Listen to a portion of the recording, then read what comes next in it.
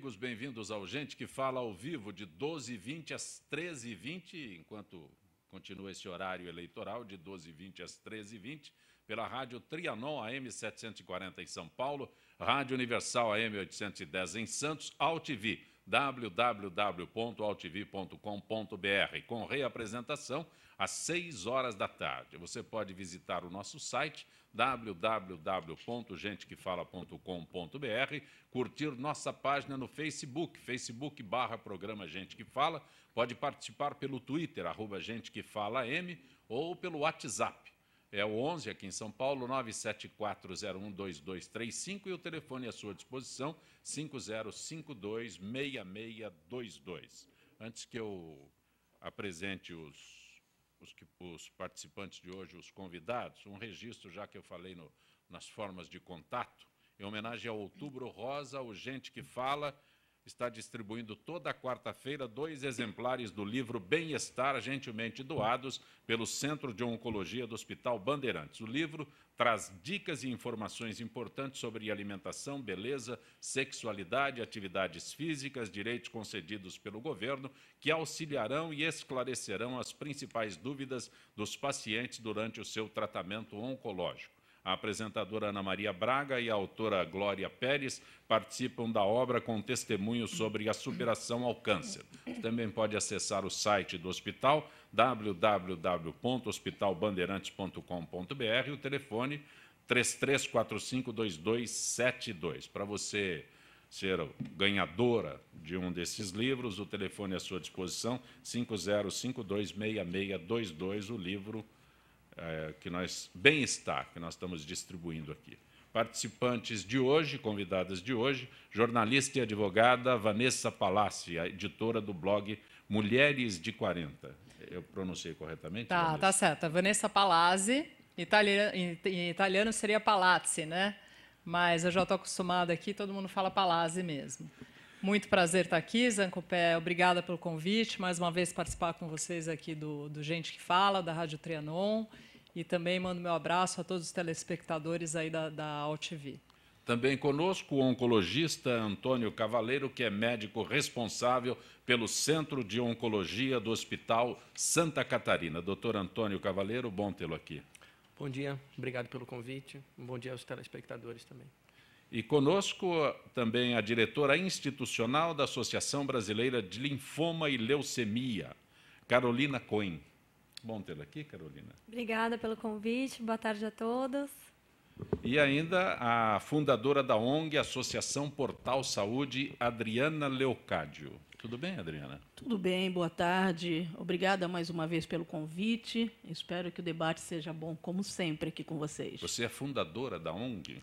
Eu sou fundadora, criadora e fundadora de uma ONG para auxiliar todos os portadores de doenças crônicas no acesso ao tratamento. Quando se fala em Portal Saúde, não é o tratamento em si. Você fica atrás de que as pessoas consigam receber o tratamento, diria, prometido, é isso? Exatamente. A gente tenta difundir a informação dos direitos em relação à área da saúde pública e privada e dar essa assessoria caso, como é o que mais acontece ultimamente, as negativas, principalmente dos planos de saúde, vem ocorrendo, a gente tem um centro de apoio jurídico para estar indicando para a realização das ações. Eu não disse nem o tratamento necessário, o tratamento prometido. Prometido, né? Esse exatamente. É o detalhe. É o tratamento prescrito pelo médico que assiste o paciente. Quem determina o tratamento ideal tem que ser o médico e não o plano de saúde ou o governo.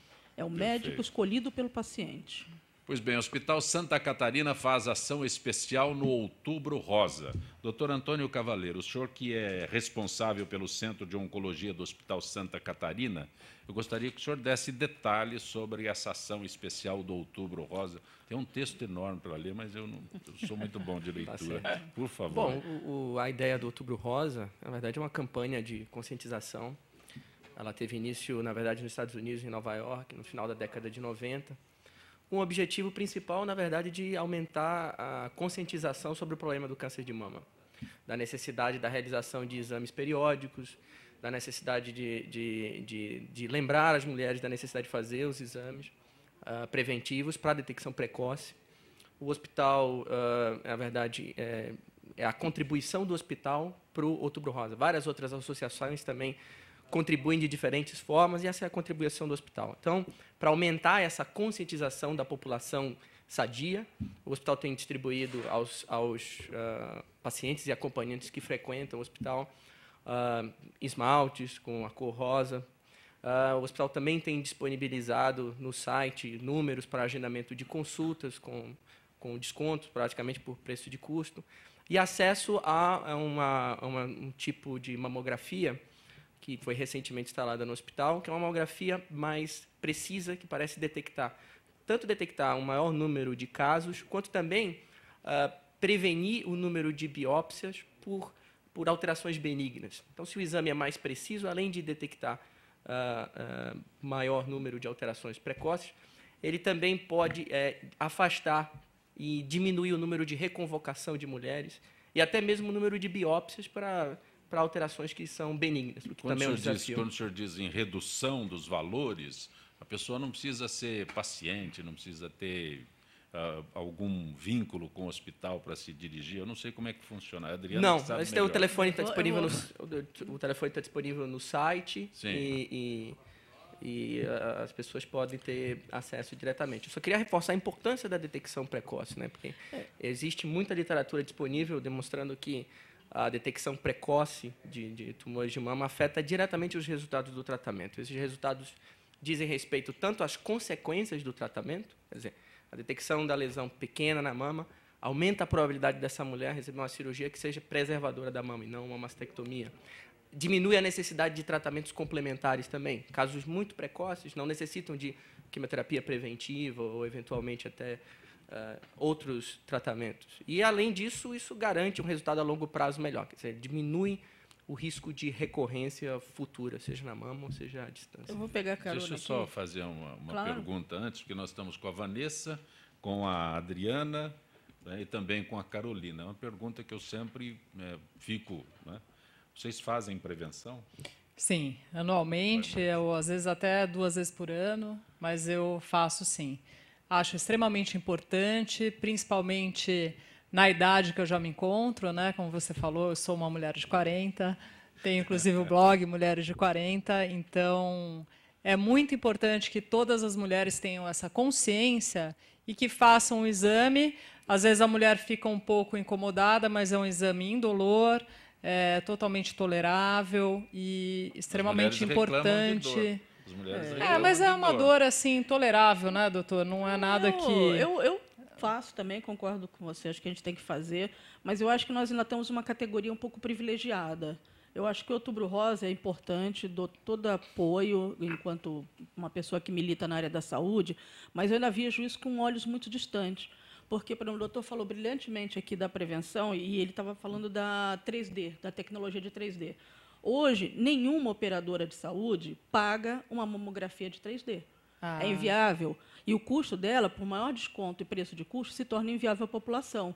Então, da mesma forma que eu vejo ainda restrito demais o acesso à saúde pública dessa prevenção. Sim, sem dúvida. Fala muito, mas nós não temos ferramentas. Isso que nós estamos falando de uma realidade aqui do Sudeste. Se a gente sai fora dessa realidade, a situação fica mais calamitosa.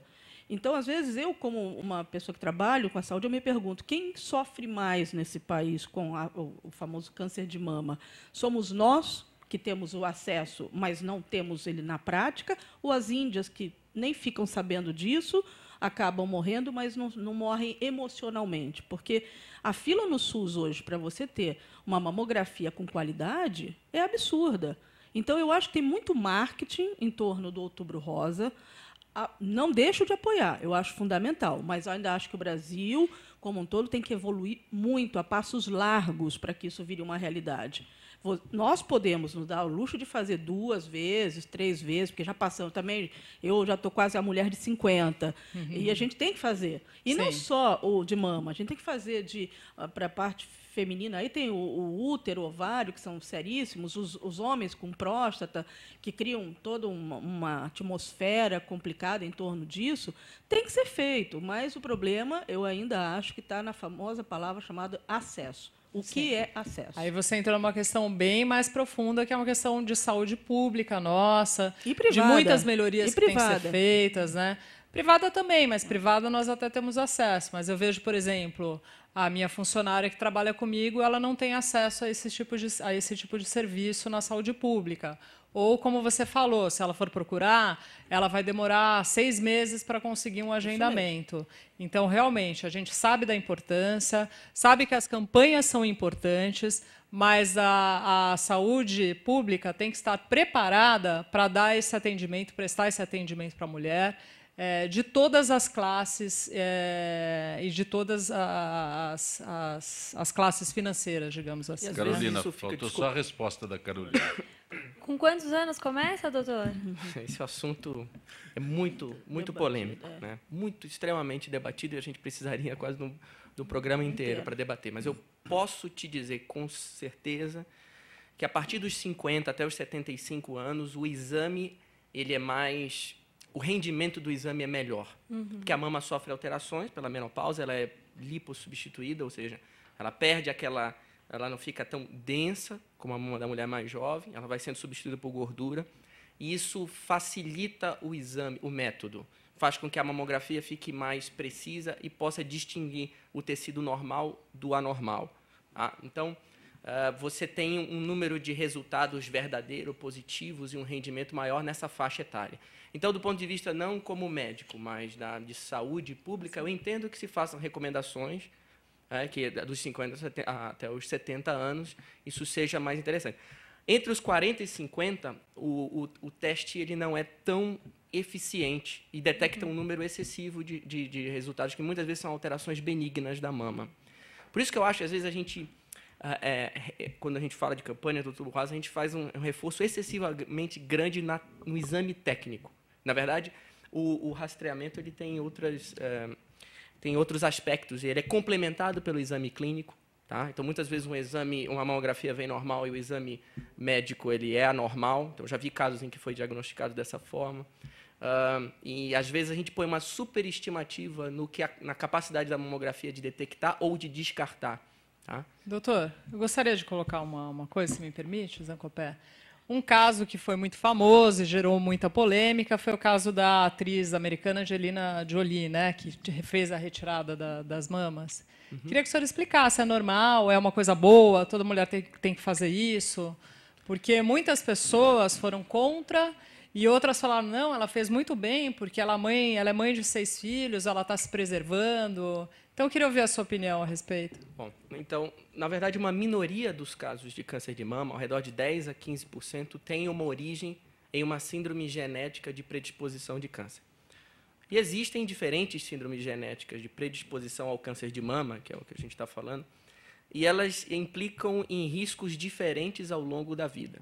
Então, é por isso que é importante ter isso, e essas são uma estimativa de risco. A gente não sabe se a pessoa, com certeza, portadora de uma determinada mutação, vai desenvolver câncer de mama e em que idade ela vai desenvolver o câncer de mama. Bom, não é certeza, então? Não é certeza. Mas, dito isso, para as síndromes genéticas, digamos, mais comuns que predispõem ao câncer de mama e ovário, a gente tem a mutação de BRCA, que é o caso propriamente da família da Angelina Jolie. Então, mais da metade dos casos de síndrome genética estão relacionados à mutação do BRCA. A gente tem diferentes mutações que podem afetar esse gene e que se correlacionam com o risco, que pode oscilar de 30% até 70%, 80% em alguns tipos específicos de mutação. E normalmente esse câncer de mama ele incide numa idade um pouco mais precoce do que seria esperado para casos esporádicos, que, de novo, são a grande maioria. Então, a gente tem, ou acredita que tem, disponíveis acesso ao testes genéticos para casos de maior risco em que provavelmente uma mutação nesse gene BRCA1 e 12 está envolvido. Então, por exemplo, se você tem um parente de primeiro grau de câncer diagnosticado com câncer de mama ou ovário antes dos 50 anos, ou ainda 2 parentes de primeiro grau, isso aumenta a probabilidade de você ter uma mutação conhecida. E, na verdade, isso aí é só o começo, você ter a mutação. Porque depois envolve uma decisão complexa e que não diz respeito só à mama, muitas vezes. E se a gente for entrar aqui, eu não alongar muito mais. Eu queria que você discutisse a parte do acesso. A minha experiência nesse sentido, eu trabalhei um pouquinho com o Dr. Ciro Martinhago, logo que foi aprovado, assim, é visto com bons olhos. O maior problema que nós temos hoje no Brasil é o seguinte, que clinicando, para poder prescrever esses exames, nós temos apenas 15 médicos genéticos no Brasil. Total de médicos genéticos no Brasil hoje são 228, sendo que a maioria já está aposentado. E a outra grande parte está em vida acadêmica. Então, com clínica mesmo, e concentrado na região sudeste, nós temos 15. Muito pouco. Muito pouco. E a lei diz, aí entrando já no acesso, a lei diz que só pode pagar esses exames, que foram os que entraram no rol de procedimentos, mediante a prescrição de um médico genético. Não adianta ser o seu gineco ou um clínico geral, tem que ser um genético. Ou mesmo oncologista. Ou mesmo oncologista. Agora, que é fundamental e é bárbaro quando a gente conversa e vê a cadeia de um genoma e vê os benefícios, a gente fica fantástico, é uma coisa impressionante. No caso dela, pelo que eu aprendi entrando nessa área, foi um benefício. Ela não quis, ela tinha o acesso, ela tinha facilidade, ela não precisava correr mais o risco de ter ou não a doença, mas também não tinha a certeza que teria. Certo. Não existia, não é caso fático assim, não, ela vai ter essa doença. Isso é o mais importante, porque a gente não sabe se ela fez o certo ou não, porque a gente não tem como precisar. Exato. Sabe que o risco dela é diferente de uma mulher normal. A gente sabe que a intervenção, a adenomastectomia bilateral, ao contrário do que, não, mas tira e aí põe silicone, mas o resultado estético não é exatamente o mesmo. E isso previne, no caso da mutação do BRCA, previne apenas para o risco de câncer de mama. E que é um câncer que você pode rastrear também. Na verdade, essas mulheres que têm mutação de BRCA conhecida, a elas pode ser oferecido também, por um tempo, um rastreamento mais intensivo e talvez com exames mais precisos, incluindo ressonância de mama, para essa população específica que se sabe portadora de BRCA. Então, não é a única saída fazer a adenomastectomia bilateral. Carolina, Obrigada. pela tua pergunta sobre idade, eu imagino que você não esteja... Ainda não nesse- cheguei. Mas, olha, idade é um negócio que piora dia a dia. Né? Não, mas ainda nunca fiz o exame. Agora, um comentário que eu queria fazer em relação ao que as meninas falaram, né? Realmente, acho que o problema maior que a gente tem hoje é acesso. A gente tem aí uma série de questões em relação à gestão, em relação a recursos, mas as campanhas de conscientização são extremamente importantes, inclusive para a gente conscientizar a população sobre o que precisa e o que não precisa e fazer uma pressão maior para conseguir algumas mudanças. Então, acho que a campanha é um primeiro passo e um passo muito importante. Eu acho que ela não pode virar somente marketing das empresas. Essa é a minha maior preocupação, até porque eu também vim da área de marketing, não só jurídica, mas da área de marketing. E eu vejo assim, muita adesão a uma única campanha, porque está tendo uma visibilidade muito grande. Então, nós temos grandes empresas aí que fazem camisetas, toalhas, aderindo por quê? Porque virou uma marca forte hoje, você dizer que apoia o Outubro Rosa. Sendo que nós temos diversas patologias jogadas. Claro. Não, no concordo. mercado. De qualquer forma, traz benefícios, né? Sim, Independente sempre. do motivo pelo Sempre. qual as pessoas estão fazendo ou não, com certeza, hoje, por conta das camisetas e de todo o marketing envolvido, as pessoas estão muito mais E conscientes sobre o cobrando que é. das entidades públicas o acesso. Vanessa, vamos falar do blog Mulheres de 40? Vamos. Parece que o assunto começa exatamente sobre mulheres, né, com vítimas de câncer de mama. Não, na verdade não. Na verdade, o blog Mulheres de 40, eu criei Não é só isso. Né? Não. Na verdade, não é o meu assunto principal, não é o câncer de mama. Mas é obviamente que envolve as mulheres de 40, porque a partir desse período que a mulher entra, né, dessa idade, ela já começa a ter que ter também essa preocupação, não é isso, doutor?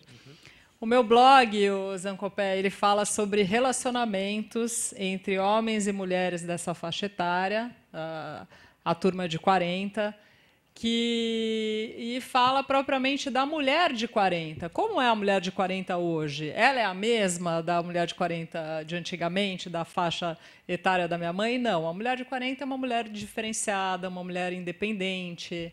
É uma mulher guerreira, uma mulher que aprendeu a ser feliz sozinha, de qualquer forma, em qualquer circunstância. É a mulher batalhadora, que cuida dos filhos, que sai para trabalhar, que volta para casa, cuida da casa, cuida do marido. Se não tem marido, cuida dos filhos. E corre atrás das coisas dela. É uma mulher mais decidida, né?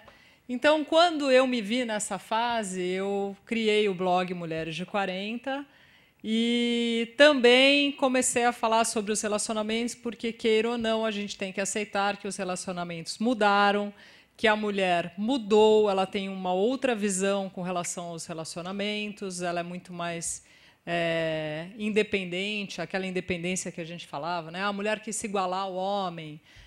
Não acho uma questão dela ter se igualado, mas ela conquistou um espaço dentro da sociedade. Muitas vezes isso pode ser benéfico, mas também pode prejudicar a mulher. Tem uma palestra que você faz? Como é que é? Como atrair o homem? Ah, a mulher sim. ideal? Agora essa palestra... Uma palestra? Tem fórmula isso aqui? Tem fórmula, sim. Tem uma fórmula. Você contar a fórmula Essa agora. fórmula vai Quando ser vai ser a apresentada no dia 27 de novembro. Eu e um colega, um amigo muito querido, que é terapeuta, chamado Zé Paulo Pitombo, vamos fazer uma palestra como atrair o homem ou a mulher ideal da sua vida. Ele tem o manual do homem ideal, é isso? Ele é autor, o Zé Paulo Pitombo. Ele é autor, ele é terapeuta, é astrólogo também, e é autor do Manual do Homem Ideal. E então nós vamos fazer um bate-papo muito especial. Vanessa, não é só desculpa. Mas existe. Quem falou que não existe? Lógico que existe. Mas Existe. ambos são casados. Não, eu não sou casada. Ele é casado. Mas nós vamos dar as fórmulas, como você faz, qual é o caminho que você tem que seguir para encontrar a pessoa ideal da sua vida. Porque o que eu tenho visto muito por aí é que as pessoas estão um pouco desconfortáveis, porque hoje tudo é muito rápido, tudo é muito superficial, homens e mulheres se relacionando tudo é permissível. Homens e mulheres se relacionando superficialmente. Chega uma hora que as pessoas se cansam disso. Porque, queira ou não, chega um momento... Você pode até querer se divertir, sair, dar risada, encontrar com os amigos, mas chega um momento da nossa vida que nós queremos um companheiro ou uma companheira, queremos estar com alguém, poder estar felizes e dividir as coisas do nosso cotidiano. Isso é muito importante. E nós vemos, eu e o Zé Paulo Pitombo, essa dificuldade tanto para homens como para mulheres, e nós vamos fazer essa palestra justamente para isso, para poder ajudar as pessoas a encontrarem o seu par ideal. Como? Existe uma fórmula? Sim. É uma fórmula desenvolvida pelo Zé Paulo Pitombo, e eu, através das minhas experiências, também posso dizer que não é tão difícil assim encontrar o homem ideal. O blog é Mulheres de 40, é isso? O meu blog é mulheresde40.com.br. Lá vocês vão poder acessar, tem coisas engraçadas, tem coisas divertidas, tem histórias. Tem as minhas experiências pessoais que eu divido com as mulheres de 40. E são coisas que realmente eu vivencio. Histórias que eu escuto das mulheres me contando, as reclamações dos homens também, o que está acontecendo com eles. Vanessa, você sabe que na minha luta aí na área da saúde, é tão engraçado que eu percebo que a maternidade, inclusive, está vindo tardiamente. As mulheres de 40, sim. Sim. Até porque nós temos um acesso hoje a pagamento de fertilização in vitro pelos planos de saúde. Lógico que tem uma origem de que você passa o tempo, acaba gerando uma infertilidade, passa a ser uma doença, vem de fundo de endometriose e tudo mais, mas as mulheres hoje estão buscando a maternidade na faixa dos 40. Sim, que eu queria te colocar... E até mulher solteira mesmo, que não precisou dúvida, realizar um casamento e tudo mais, ela quer buscar Quando eu isso. tinha 21 anos de idade, a minha mãe sempre falou, eu casei aos 21. Quando eu fiz 21, eu falei, gente, tô velha, não casei. Ferrou, agora não vou casar mais. Vou ficar pra titia. Aí, quando eu fiz 25, eu falei, não, até 25 dá, porque a minha avó casou com 25, então, até os 25 eu posso chegar sem casar, que vai dar tudo certo. Aí, cheguei aos 25, não casei de novo. Falei, agora eu fiquei pra tia. 25, eu fiquei pra tia, não vai ter jeito. Tal. Bom, enfim, eu me casei com 31 anos, né? Fiquei casada aí por 8 anos e meio, depois eu me separei. E hoje em dia eu estou vendo que as amigas que eu tenho em torno de 30, 35 não estão nem pensando em casar. Tem muita mulher que não pensou em casar. Mas sim, existe essa ansiedade com relação aos filhos. A mulher quer se realizar, quer ter filhos, e eu conheço mulheres de 40 que têm esse sonho de ter filhos.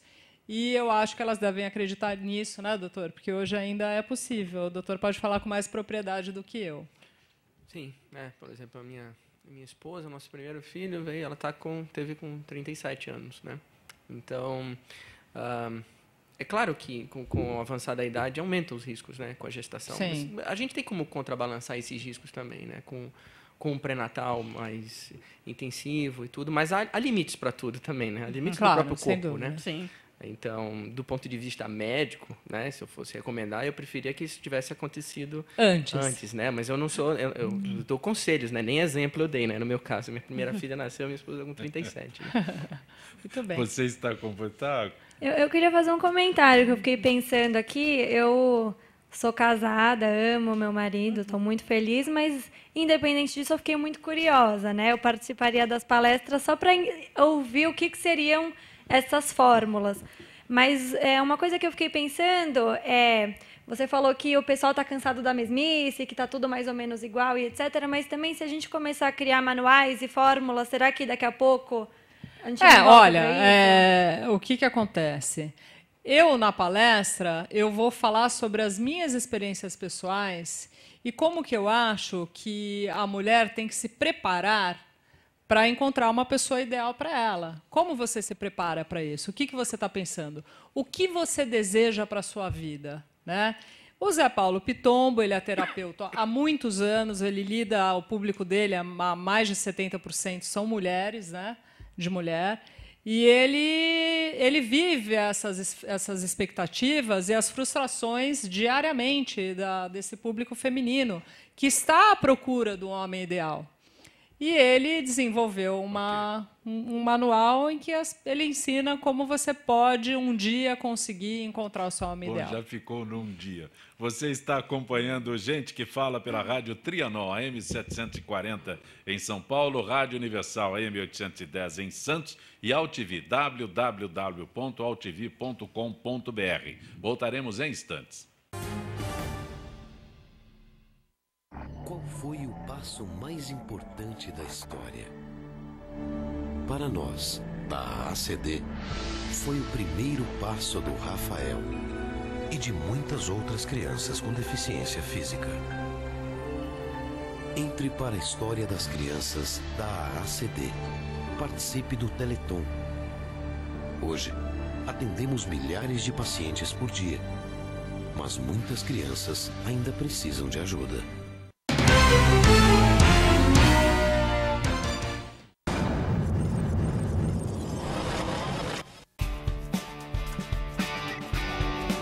A gente está aqui hoje na Vila Madalena para a gravação do primeiro comercial de Multigripe. Ação! Tá uma correria grande, são muitas tomadas, muitos lugares diferentes. São mais de 140 pessoas envolvidas nessa filmagem. A gente tem 15 locações, 4 deslocamentos, 5 picapes, um caminhão de gerador, um caminhão de objeto, 28 vans, 60 figurantes. Essa campanha ela vem para comunicar o grande diferencial de Multigripe, que é o conceito de multissintomas. Então, além dos sintomas físicos da gripe, Multigripe também ajuda você a não perder uma oportunidade, um programa legal e continuar a sua vida normalmente. E vem celebrar a atitude dessa pessoa, né, que assume aí essa postura positiva de, mesmo com gripe, tomar um Multigripe e curtir o dia. A agência é responsável pela campanha NBS. Então a gente teve mais de 15 caminhos, foi eliminando até chegar a 3, e aí esse aí se destacou, porque acho que é o mais otimista, é o mais para cima, é o mais positivo. O briefing que a gente passou foi um grande desafio, né? Multigripe é uma marca que já vende bastante como produto, mas não tem aquela pedida por parte do consumidor, e a gente quer transformar esse produto numa marca que seja relevante e diferente do que tem hoje dentro do mercado. A gente queria falar com essa mulher, que é a mulher que leva o produto para a farmacinha de casa, que é a decisora de compra no ponto de venda. É uma mulher que sabe exatamente o que ela quer e que não vai deixar uma gripe derrubar ela. Atenção! Quem fez o filme foi a Zero. Vem! Tem bastante trabalho de pós, tem fogos, tem papel picado. Mas eu acho que a parte mais trabalhosa do filme é o som. Ele tem que estar presente, cheio, porque é uma celebração, mas também ele tem que ter o som pontual, né, de cada um que está na cena. A senhora de vermelho. Sua vez. Prédio de 30 andares. Olha a Ana aí. Vamos todos celebrar quem não se deixou abater pela indisposição. O mais bacana dessa campanha é ela ter um tom super positivo, das pessoas estarem comemorando junto com a Ana, o fato dela não se deixar abater pela gripe e curtir a vida. Essa forma de vender esse conceito e o que a marca quer mostrar para o consumidor foi perfeita e foi super bem avaliada em pesquisa. A gente está com um grande filme na mão, uma super produção, tenho certeza que esse filme vai dar o que falar.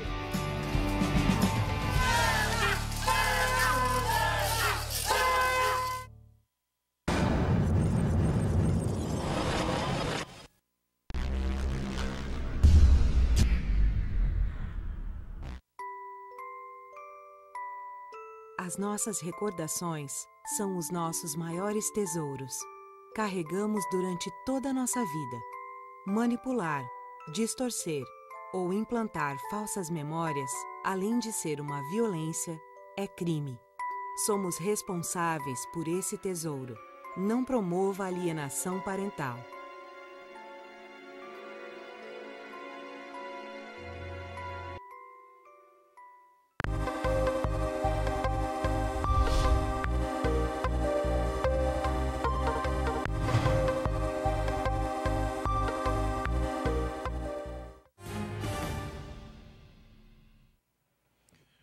Você está acompanhando Gente que Fala pela Rádio Trianon, AM 740 em São Paulo, Rádio Universal AM 810 em Santos, AltV, www.altv.com.br, com reapresentação às 6 horas da tarde. Estão conosco hoje a jornalista advogada Vanessa Palazzi, a publicitária Carolina Cohen, a fundadora da ONG, Associação Portal Saúde, Adriana Leocádio, e o oncologista Antônio Cavaleiro.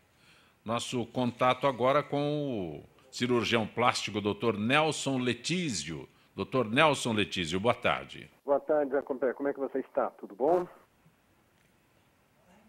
Zé Copé? Está ouvindo? Dr. Nelson. Você está ouvindo?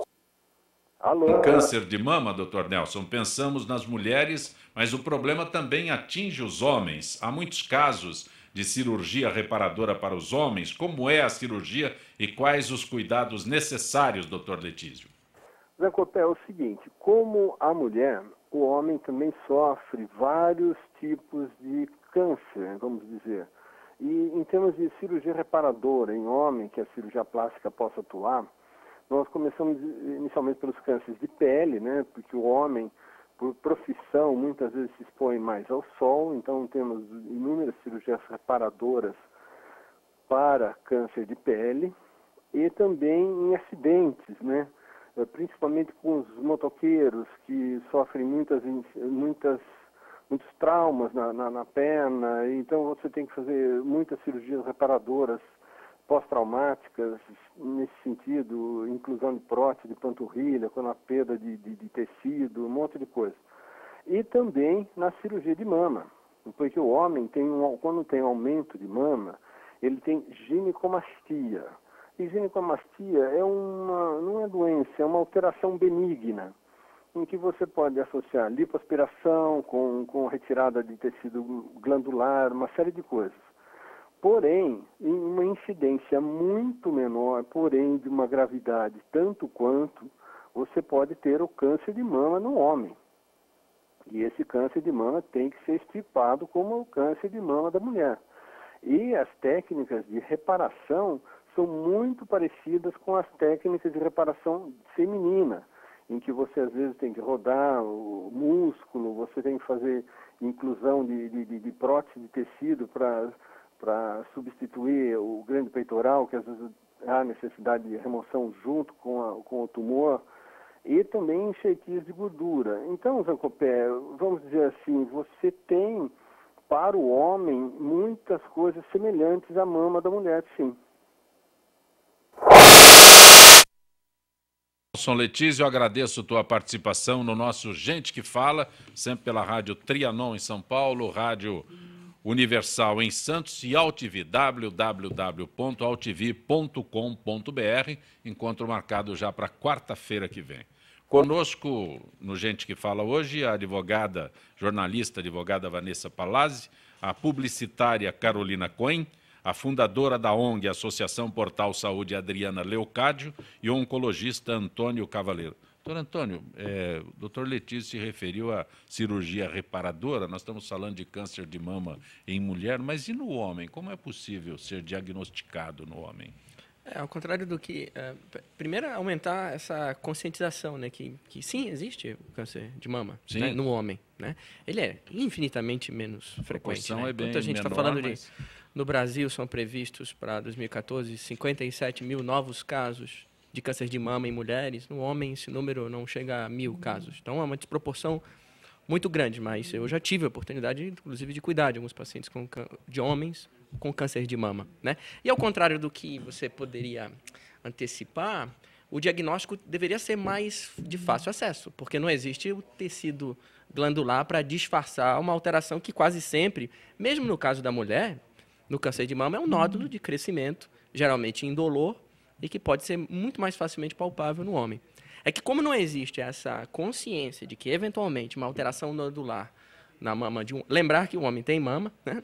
E que uma alteração nodular pode, sim, representar, num universo de várias outras doenças benignas, incluir no diagnóstico diferencial o câncer de mama. Então, às vezes, o que acontece é diagnósticos tardios, mas eu acho que isso é mais um reflexo de uma menor consciência da população e de profissionais de saúde. É um pouco de preconceito, né? O homem já tem dificuldade em lidar com a próstata, de fazer a sua prevenção do tratamento de próstata. Se você falar em mama ainda, é terrível, porque se ele fizer um ultrassom hoje, o doutor me corrija aqui, com um ultrassom de boa qualidade, tudo, ele vai poder ter já uma previsão. Mas o homem não consegue lidar nem com o necessário, que é a prevenção da próstata dele. Tem ainda bloqueios em falar sobre o tema. Tá vendo? É um tabu terrível. Mas você já está no blog dos homens de 40, então você já passou por isso. Gentil. Entendeu? Agora, a maior parte dos homens ainda acha terrível e não faz. No máximo, faz o exame de sangue. Por isso, a primeira pergunta que eu fiz era exatamente sobre prevenção. É uma coisa que o brasileiro não faz nunca. Um brasileiro não tem o hábito de prevenção em nenhuma das áreas, em nada. O máximo que acho que o brasileiro tem, e que é o grande medo ainda da população, é a parte coronária, de coração mesmo. Depois quer dizer, que ele tem um ataque. Exatamente. Sim. Ele vai lá, ele vai fazer o eco-doppler, ele vai fazer o teste de esforço. Depois. Entendeu? Com todo respeito ao doutor aqui, que é um oncologista, eu sempre falo que os médicos, eles se acham deuses, mas os cardiologistas têm certeza. Tem certeza absoluta. Deixa eu aproveitar para conversar com a Carolina. A Associação Brasileira de Linfoma e Leucemia lançou a campanha LLC, Cada Vida uma História, que visa alertar a população sobre leucemia linfóide crônica, tipo de câncer no sangue que inicialmente é assintomático, mas também pode ter sintomas semelhantes ao de outras doenças. Na campanha, o ator Lima Duarte chama a atenção para a importância dos exames preventivos e do tratamento. Antes de entrar na pauta, por favor, o vídeo da campanha ao que me refiro.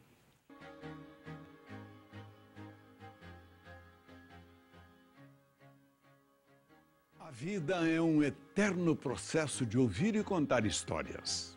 Algumas histórias nos inspiram, outras nos motivam. A verdade é que não existe uma história melhor que a outra. Cada história é única.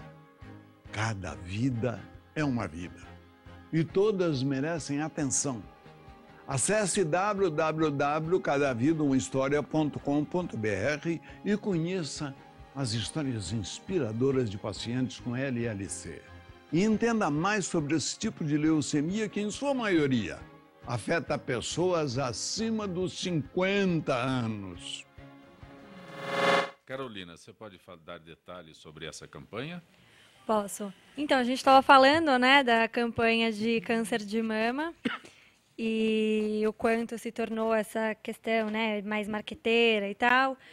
Então, a gente está fazendo a de LLC, que, muito diferente da do câncer de mama, é uma doença rara, pouquíssimas pessoas conhecem, e aí que surgiu essa necessidade da Abrale Grande de fazer essa campanha de conscientização com dois objetivos diferentes. primeiro, alertar a população, né, sobre essa doença que existe, que é rara. A gente estima que 15% das leucemias hoje são LLC, então, assim, não é tanta coisa comparado com o câncer de mama, mas é uma doença que tem sintomas muito comuns, né? Então, por exemplo, cansaço, perda de peso, e quando uma pessoa com mais de 50 anos tem esses sintomas, né? Tá cansada, tá com tosse, tá com infecções e etc., raramente ela ou o médico vão pensar num câncer. Então, um dos objetivos dessa campanha é alertar a população e a sociedade médica sobre os sinais e os sintomas dessa doença, e um outro objetivo da campanha é falar com os próprios pacientes. Então, é uma doença que, diferente de outros tipos de câncer, o tratamento não começa imediatamente na maioria dos casos, né? Então, os tratamentos ainda são poucos, os existentes, os registrados no Brasil, e por isso, na maioria dos casos, é melhor que o médico observe antes de começar o tratamento, e em muitos casos o tratamento não é nem necessário. Então, os pacientes eles ficam muito ansiosos, né, com esse cenário. Nossa, estou com leucemia, acabei de ser diagnosticado com câncer e o médico não me deu tratamento nenhum, está aqui falando que é para eu esperar. Né? E aí a gente recebe muitos casos de pacientes na Abrale que ligam para a gente perguntando, é isso mesmo? Então, um dos objetivos da campanha é tranquilizar esse paciente com LLC, que realmente é isso mesmo. Né? Então, se tiver alguém com LLC, o importante é fazer exames periódicos, o médico observar, garantir que a evolução está de acordo, né, com o esperado, mas que realmente não é tão necessário assim começar um tratamento imediatamente. O senhor tem algo a acrescentar, doutor Antônio, por favor? Exatamente. Na verdade, Estamos abusando. Consultas com o doutor Antônio Cavaleiro na mesa hoje, A maioria por das favor. vezes, os pacientes hoje com LLC são pacientes que são diagnosticados por uma alteração laboratorial. Então, eles têm, às vezes, estão assintomáticos e fizeram um exame com outra finalidade. No hemograma, você observa uma contagem excessivamente alta de um tipo particular de glóbulo branco, que é o linfócito. Nem sempre isso tem repercussão clínica, eu quero dizer, nem sempre isso está correlacionado com emagrecimento ou com a ideia que a gente tem de leucemia, com sangramentos e infecções recorrentes, etc. Então, ela, como o nome diz, é um distúrbio crônico, e poucas vezes as pessoas acreditam, pelas noções que têm de leucemia e transplante e queda de cabelo e tudo, que essa doença possa ter um curso crônico e possa passar por muitos anos sem a necessidade de uma intervenção específica. Tá? Então, na verdade, grosseiramente, a gente pode dizer que os tratamentos específicos estão indicados para os pacientes que têm alguma repercussão clínica. E esse tempo de latência entre o diagnóstico por uma alteração laboratorial qualquer e a necessidade real de tratamento pode ser de alguns anos. Eu posso dizer que descobre que está com leucemia sem querer? Pode. Na LLC, sobretudo. Uma pergunta, doutor. O senhor sabe dizer qual que é o tipo de câncer mais comum que tem hoje em dia? Bom, o câncer é um nome que no descreve... Brasil, sei lá. O mais comum é o câncer de pele, só que normalmente ele é incluído fora das estatísticas de câncer, porque para o câncer mais comum de pele, que é o carcinoma basocelular, o tratamento para quase todos os casos é local, ou seja, é excisão cirúrgica, a curabilidade é muito alta e apenas muito incomumente o paciente desenvolve metástase ou vem a falecer por complicações do carcinoma basocelular, que esse sim é o câncer mais comum nos seres humanos em qualquer parte. Então, ele é meio que tirado das estatísticas porque ele costuma ter esse comportamento local. Mas esse também é muito importante, porque às vezes ele vem tão escondidinho, né? Eu mesma tive já um melanoma, tive que fazer uma incisão, mas se eu não procurasse o médico com uma pintinha que me incomodava um pouco, eu não ia descobrir nunca. O basocelular é o mais comum. Né? E ele geralmente são em áreas fotoexpostas, então rosto, colo, orelha, etc. E ele pode ser negligenciado por muito tempo. Sim. O melanoma não. Mas o melanoma não está entre os cânceres mais comuns de pele. Entendi. Tanto que a estatística fala que o câncer mais comum é câncer de pele e não melanoma, porque tem outras repercussões. E o melanoma, sim, tem um maior risco de evoluir com metástase e, eventualmente, até óbito. Adriana Leocádio, estamos falando sobre saúde, mas a tua área é exatamente a reclamação contra planos de saúde. Diz que o número cresce absurdamente, é verdade? Infelizmente é verdade.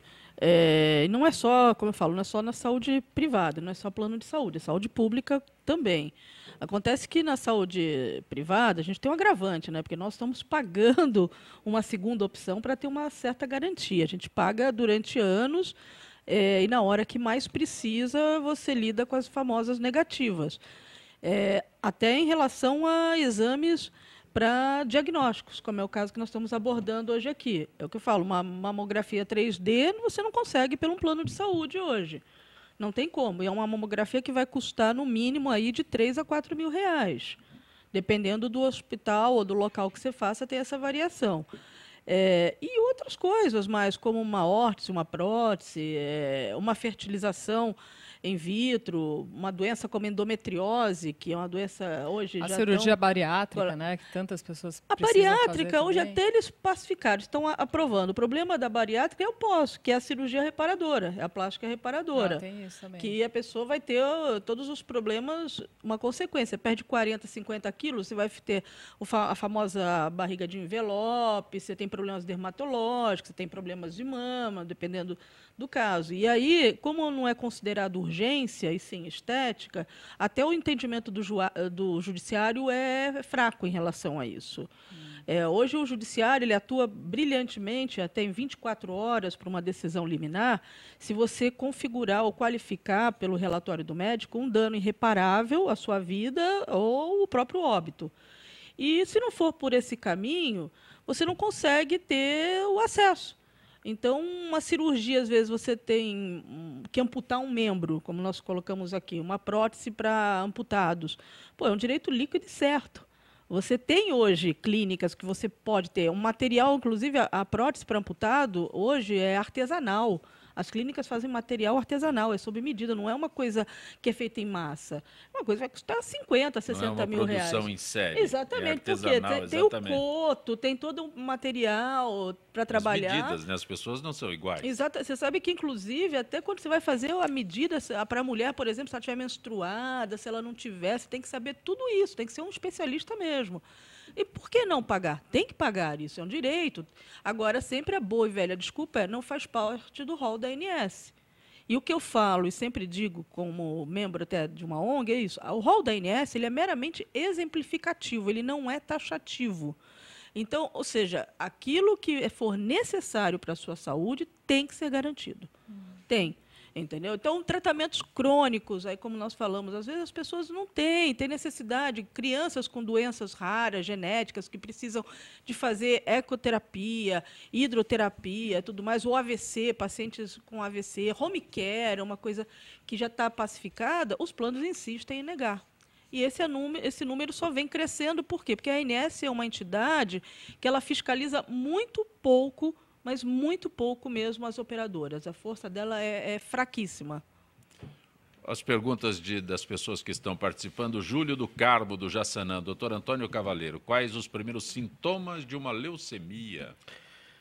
Bom, a gente começou a entender também que existem diferentes tipos de leucemia, né? Então, para as leucemias agudas, né, raramente é um diagnóstico que pode passar despercebido por muito tempo.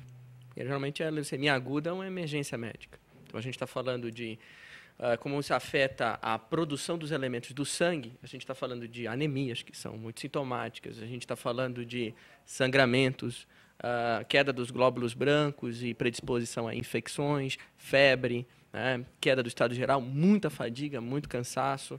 Então, raramente isso pode ser despercebido por muito tempo. Nas leucemias crônicas, muitas vezes a gente pode detectar isso por uma alteração laboratorial, acidentalmente, ou por um quadro mais insidioso de infecções de repetição, sem que tenha propriamente alteração da imagem corporal, como palidez, emagrecimento. A gente costuma ver isso apenas em casos muito avançados.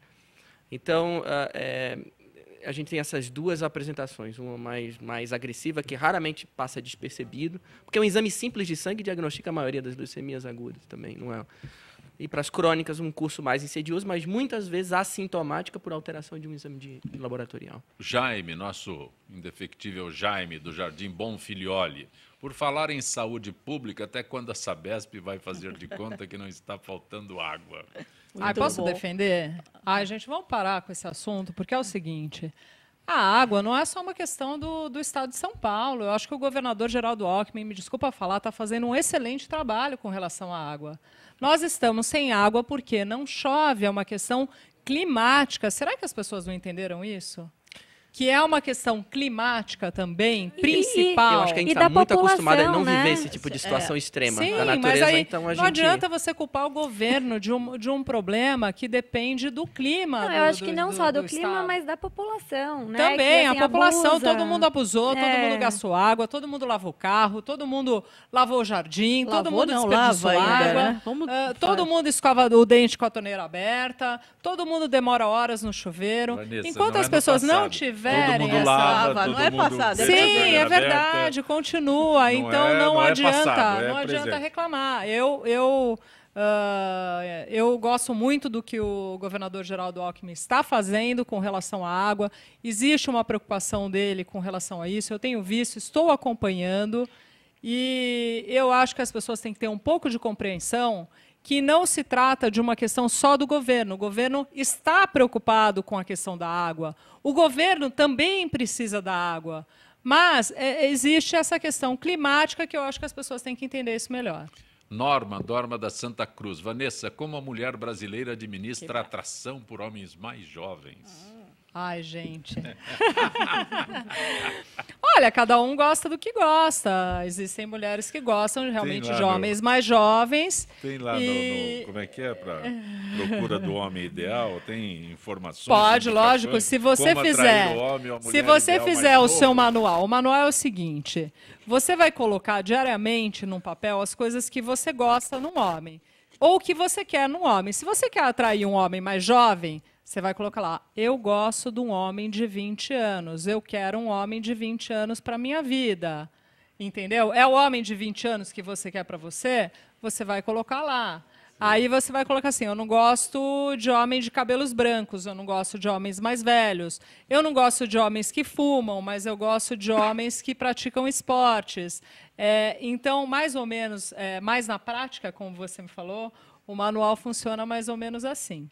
Não vejo nada contra quem quiser ser feliz com um homem de 20 anos e tiver essa maturidade para aceitar essa diferença de idade, porque existe uma diferença grande, e se a mulher está segura de si para encarar uma relação como essa, eu não vejo problema nenhum. Nem com homens mais novos e nem com homens mais velhos. Maria do Socorro da Vila Guilherme, doutor Antônio Cavaleiro, é possível falar sobre displasia mamária, sobre cistos, o medicamento, como é que é? Isoflavona, é isso? Que diz ser uma reposição hormonal natural. Meu médico me aconselhou a parar de tomar, alegando que pode provocar o câncer.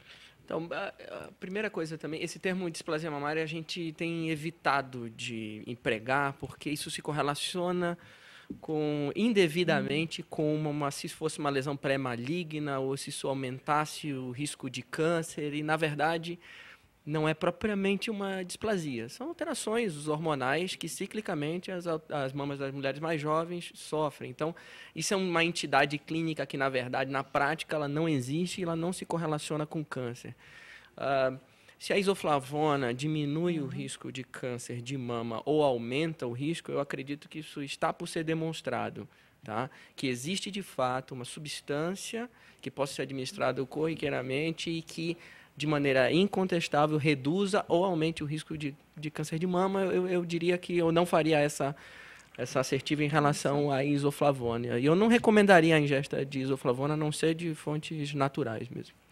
Adriana Leocádio, como eu entro em contato com a ONG Associação Portal Saúde? Olha, pode ser por e-mail, no e-mail contato@portalsaude.org, não tem BR, ou pode ser por telefone no celular 11 99905 6373. Carolina, como eu entro em contato com a Associação Brasileira de Linfoma e Leucemia? Então, a Abrale, Associação Brasileira de Linfoma e Leucemia, dá todo o suporte para os pacientes com cânceres ou doenças do sangue, linfoma, leucemia, mieloma múltiplo, mielodisplasia, mieloproliferativas, enfim, todas da família. E a gente dá suporte em todos os sentidos, né? Desde informação, orientação psicológica, orientação jurídica, orientação nutricional, tudo gratuito. A gente faz um trabalho também muito importante com políticas públicas, para a gente garantir algumas melhorias nas leis e garantir a inclusão de alguns medicamentos no rol da ANS e do SUS. Então, para entrar em contato com a Abrale, pode ser ou pelo site www.abrale.org.br ou o e-mail abrale@abrale.org.br ou telefone 0800 773 9973. Doutor Antônio Cavaleiro, o senhor trouxe esmalte rosa para as moças aqui? Eu não quero ir embora sem meu maldade, esmalte. né? Maldade da minha parte, né? Elas estão todas perguntando esperando se o esmalte. o esmalte rosa para fazer parte da campanha. Estamos aqui, todo mundo. Eu também quero. Ninguém Se vai tiver embora, batom, não também eu chegar quero. Ninguém sai enquanto não chegar o esmalte, né? Seguramos o doutor aqui hoje. Doutor Antônio Cavaleiro, eu agradeço a gentileza da tua participação no Gente que Fala, nos ter permitido fazer consulta. Eu que agradeço o convite. Espero que possa participar outras vezes do nosso programa. Será um prazer. Adriana Leocádio, muito bom tê-la aqui no nosso Gente mais uma que Fala. vez. E coloque sempre um momento na tua agenda para a gente. Será sempre um prazer. Se eu quiser reclamar, então, dos planos Fica à de vontade. saúde, eu procuro a Associação Pode procurar. Portal Saúde, né? James, não faz isso comigo, James. Não faz isso comigo. Isso é um terrorismo, Isso hein? é um que você pôs aí? É. Um, né? Vanessa Palazzi, editora do blog Mulheres de 40, muito bom tê-la aqui. Eu te agradeço. Eu queria te fazer uma pergunta antes de terminar. Você já tem a sua mulher ideal? Sim. Sim, mas de toda forma Ela você é está uma convidado heroína. para a palestra dia Ela- 27, tá? Ela é uma heroína, me suporta há 38 anos, né? Olha que coisa boa. Tá vendo como você já Estamos- encontrou a sua mulher ideal?